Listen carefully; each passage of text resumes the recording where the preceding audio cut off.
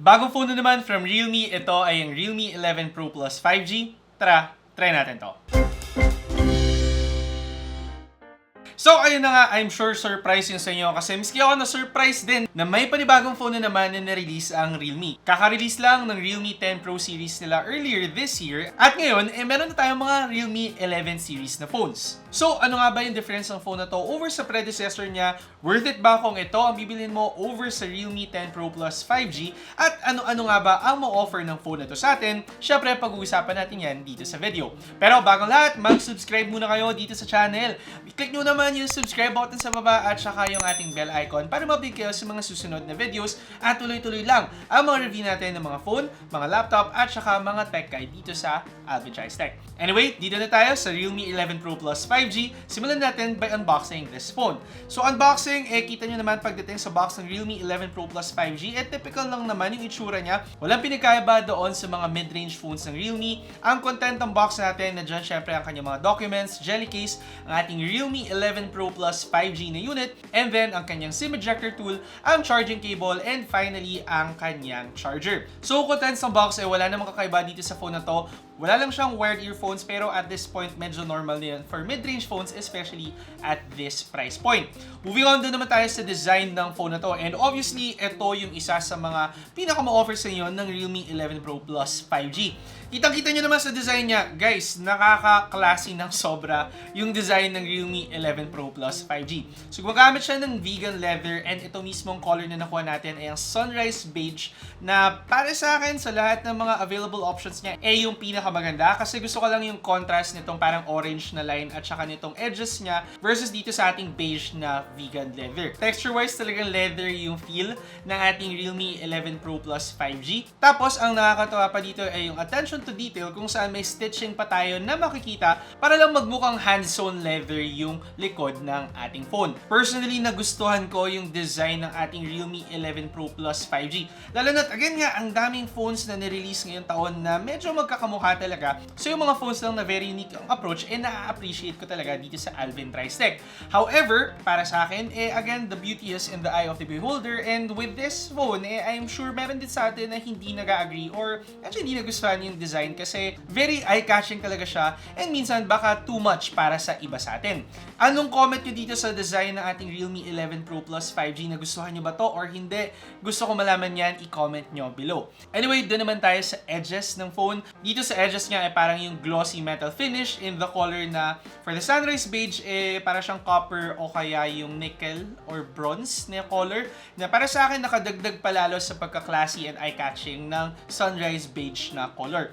Dito sa right side ng Realme 11 Pro Plus 5G, makita ang kanyang lock button at saka ang ating volume buttons. Nandito naman sa baba, speaker grills, ang ating USB Type-C port, and then finally, ang kanyang SIM card tray.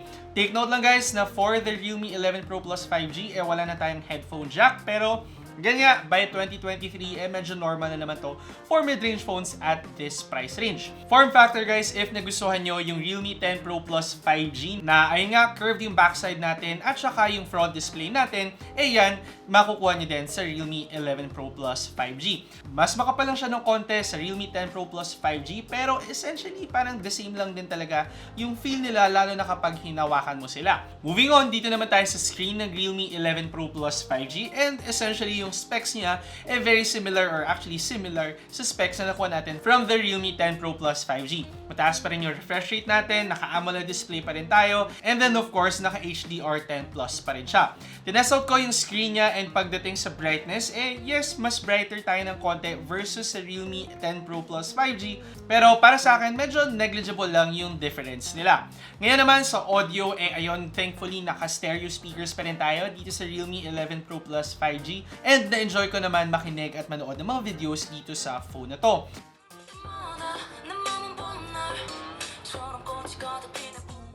Maganda pa dito kahit in higher volumes, malinaw yung kanyang audio. Something na hindi na-offer ng ibang mga phones kahit pa nasa price range nito. So kudos na lang pagdating sa Realme na nag-focus pa rin sila or hindi naman nila pinabayaan yung audio quality ng kanilang Realme 11 Pro Plus 5G. Next naman, doon tayo sa battery ng phone na to. Meron tayong 5,000 mAh battery capacity, same as before.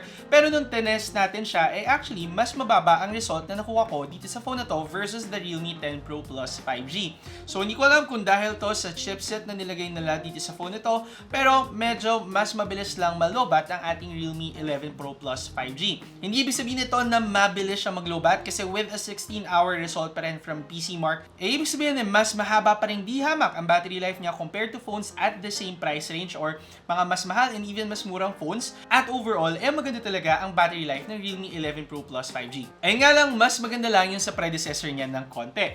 And if ever ba na malobat kayo dito sa Realme 11 Pro Plus 5G, meron siyang tumataginting na 100-watt fast charger na syempre tinry natin dito sa ating phone at na fully charge niya from 0 to 100% ang phone na to in just 25 minutes. Impressive guys? Yes, impressive yon kasi karamihan pa ng mga phones na na-review ko at this price range inaabot tayo ng mga 35 to 40 minutes para ma-fully charge ang kanilang mga phone. Pasintabi lang kasi syempre, ayun nga kapag fast charging, minsan mas mabilis ma-wear and tear talaga yung battery natin. Pero considering na bumagal yung charging niya at 90, mukha namang may mga battery health precautions ang Realme 11 Pro Plus 5G.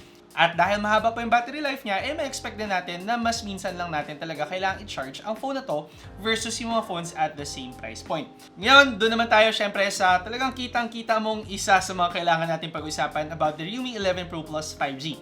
Ang kanyang camera. Ang laki-laki ng camera module ng Realme 11 Pro Plus 5G, so mahirap i-ignore yan. And even sa kanyang design pa na meron pa tayong gold ring dito sa gitna at saka yung copper edge niya pa, talaga nga namang mapapansin mo ang camera ng phone na to. Syempre, tinest out natin ang kanyang napakataas sa 200 megapixel main camera at ang iba pang mga camera ng phone na to at ito ang mga results na nakuha natin. With the main camera pa lang, masabi ko medyo same yung formula or same yung timpla ng Realme 11 Pro Plus 5G sa Realme 10 Pro Plus 5G. Kung saan mapapansin nyo na medyo on the saturated side yung mga photos natin, talagang very punchy lang yung mga colors niya. Pero ayun, para sa akin, tastefully done naman for the Realme 11 Pro Plus 5G. Kung matatandaan nyo, nasabi ko sa predecessor nito nagustuhan ko talaga yung mga phones niya nagustuhan ko din for the Realme 11 Pro Plus 5G. This time around with a higher megapixel count, kahit mag-zoom in tayo lalo sa mga photos natin, mas mabibigyan tayo ng mga higher quality or better looking photos dito sa phone na to. Makikita nyo naman yung ating mga zoom shots na nakuha with the Realme 11 Pro Plus 5G na well-detailed pa rin talaga at ang mas appreciate ko pa hindi masyadong nagde-degrade yung kanyang quality. Of course, if mas madilim yung mga areas natin, may tendency pa rin na magkaroon ng noise sa ating mga photos, pero detail-wise at saka quality-wise, para sa akin, zoom photos maganda sa Realme 11 Pro Plus 5G. Mapapansin nyo pa na default ng Realme 11 Pro Plus 5G yung ×2 at saka ×4 zoom para dito sa phone na to. Testament lang talaga na gusto nilang i-showcase yung zoom capabilities ng phone na to. Di naman sila nag-disappoint para sa akin. Ngayon, sa ultra-wide lens naman, mapapansin nyo kung abundant talaga yung lighting, halos wala kang makikitang compromise pagdating sa quality ng photos ng Realme 11 Pro Plus 5G. Maganda yung mga colors na nakukuha natin, meron mga slight changes, pero for a phone at this price point, para sa akin, very impressive yung mga shots na nakuha natin. Medyo ayun nga lang kapag nasa low light areas tayo, yung ultra wide shots, makikita nyo talaga na tumataas yung contrast natin masyado at nagiging black lang talaga yung ibang areas ng ating mga photos. Ito yung isa sa mga compromise para sa akin ng Realme 11 Pro Plus 5G. When it comes to low light performance, dahil mataas yung megapixel natin on this phone, may tendency na mahirapan siya, especially if limited yung lighting sa mga shooting areas natin. So ayun nga, kung titingnan nyo yung mga photos natin, talagang nagkakaroon tayo ng noise, pero thankfully naman, automated yung night mode sa ating mga photos. So makikita nyo, nag-i-improve ng di hamak ang mga photos natin during low light situations. Selfies on this phone are also good kung makikita nyo, and with a higher megapixel count, mas detailed din yung mga photos na nakukuha niya. Aside pa dyan, gumanda din yung dynamic range natin dito versus sa kanyang predecessor. So, at this point, pagdating sa camera performance, maganda naman ang output ng Realme 11 Pro Plus 5G. Meron pa tayong image stabilization enough na nakukuha kapag kumuha tayo ng mga videos on this phone na para sa akin, very impressive for a phone at 25,000. Pero again nga, most phones kasi at this price point nakakapag-offer nito. So, hindi mo masasabing unique yun for the Realme 11 Pro Plus 5G. Overall, pagdating sa camera performance, impressed ako sa phone na to at isip ko hindi masyadong mag-improve yung camera ng Realme 11 Pro Plus 5G kasi kaka-release nga lang nila ng phone earlier this year, pero nag-improve naman sila, albeit hindi ganon kalaki yung gap. Moving on, para sa mga mahilig namang maglaro, doon tayo sa gaming performance and sa performance overall ng phone na to. With a MediaTek Dimensity 7050 na chipset, definitely isa to sa mga unang phones na gumamit ng chipset na to at tinest out natin yan through our benchmarks at ito ang mga result na nakuha natin. Again, comparing to the predecessor, and mahirap hindi gawin yun kasi earlier this year lang nila ginawa, yun nga, mas mataas ang scores na nakuha natin with the Realme 11 Pro Plus 5G. Mas mataas tayo sa Antutu, mas mataas sa Geekbench, and overall, medyo nasa average tayo ng 10 to 15% higher compared doon sa kanyang predecessor. So, hindi lang tayo nag-improve sa camera, pero nag-improve din tayo when it comes to gaming performance itself ng phone na to. Syempre, naglaro din tayo on the Realme 11 Pro Plus 5G at ito ang mga footages na nakuha natin. Gaming on this phone, talagang makukuha mo yung mga magagandang settings, lalo na para sa phones at this price range. Pag maglalaro ko ng Mobile Legends, talaga nga namang nakataas lahat ng settings ko, tapos may outline pa yan. At well-detailed and immersive talaga ang aking gaming experience dahil sa chipset lang na nabibigay ng phone na to. Dagdagan nyo pa yung kanyang magandang stereo speakers at saka yung kanyang display, definitely isa to sa makakapag-deliver sa inyo ng isang magandang gaming experience ngayon 2023. With Genshin Impact, of course, hindi pa rin naman tayo tumawid ng flagship performance kung kaya't nandun pa rin tayo or i-recommend ko pa rin na nasa low settings tayo for this phone. Pero ayun, makakakuha tayo ng mas smoother na gameplay on this phone. Ang para sa akin, nakapansin-pansin about the Realme 11 Pro Plus 5G, mas tumaas lang ang temperature ng phone na to versus phone na na-release at the same price range. Isa siya actually sa nagbigay ng mas mataas na temperature. However, hindi naman to alarming considering na wala naman sa around 40 to 42 degrees yung exterior ng ating phone. Hindi naman ako naka-experience ng thermal throttling sa around 2 hours of gameplay at masasabi kong kung around 2 to 3 hours lang din kayo maglaro on this phone, hindi naman siya magiging concern sa inyo. Of course, kung Genshin Impact na talagang ilang oras kayo maglalaro, medyo doon magiging dehado ang ating Realme 11 Pro Plus 5G. So, I do suggest na kapag maglalaro kayo on this phone, i-max out natin at around 3 to 4 hours para lalo nating ma-preserve ang performance at ang internals ng Realme 11 Pro Plus 5G. Overall, gaming performance, masasabi kong deserve naman ang Realme 11 Pro Plus 5G para sa kanyang price point na para sa lahat ng sinabi natin, ang phone na to ay nagkakalagang 24,999 pesos. At sa presyo na yun, sulit nga ba ang Realme 11 Pro Plus 5G? At kung kakabili mo lang ba ng Realme 10 Pro Plus 5G, dapat ka ba magsisi na hindi mo inantay ang phone na to? Medyo mahirap siya guys kasi to be honest, ang dami nating upgrades na nakuha with the Realme 11 Pro Plus 5G. Right now, meron kang mas mataas na megapixel count tapos mas mabilis na chipset. However guys, kung titingnan nyo, yung mga improvements na nakuha natin on this phone, hindi naman talaga ganun kalaki versus the Realme 10 Pro Plus 5G. Ibig sabihin lang na to, if binili nyo ang Realme 10 Pro Plus 5G, tama lang din naman ang performance na nabigay sa inyo ng phone na yun, lalo na siguro mga 3 to 6 months nyo na rin nagagamit ang phone na yun.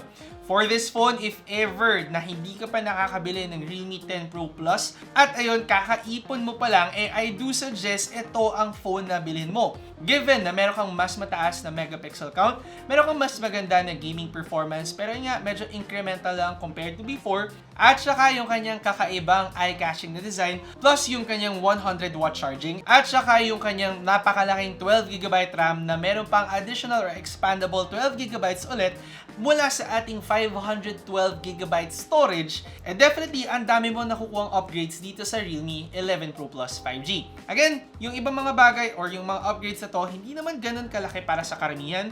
So kung ikaw ay nakabili na ng Realme 10 Pro Plus 5G, huwag ka namang magsisi. Pero kung hindi ka pa nakakabili, I suggest na i-check out mo ang Realme 11 Pro Plus 5G. Isang napakasulit at magandang phone ngayon 2023. Yan ay ang Realme 11 Pro Plus 5G. Hopefully, nakatulong ang video na to para mabigyan kayo ng idea kung ano nga ba ang mabibigay sa inyo ng phone na to. Kung kayo ba ay nakabili ng predecessor niya, dapat ba kayo magsisi or hindi? At kung ito na nga ba ang phone na para sa inyo? Again, kung hindi pa kayo nakasubscribe sa channel, syempre mag-subscribe by clicking the subscribe button below. I-click nyo yung bell icon para ma-update kayo sa mga susunod na videos.